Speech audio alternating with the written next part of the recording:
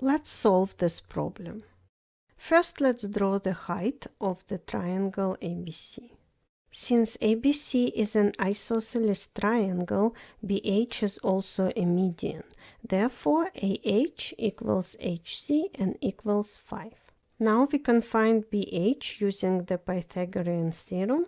BH equals square root of BC squared minus HC squared equals square root of 13 squared minus 5 squared, which is a square root of 169 minus 25.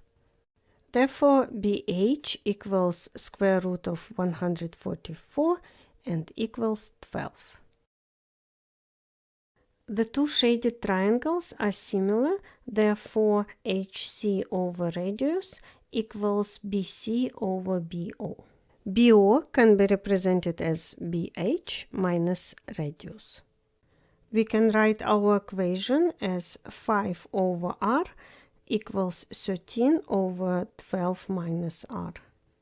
Let's cross multiply.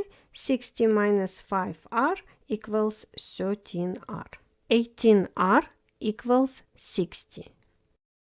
R equals 3 and a third, and this is our answer. I hope you found this video helpful. If you have a topic in mind you would like me to cover, please leave it in a comment below. Thank you.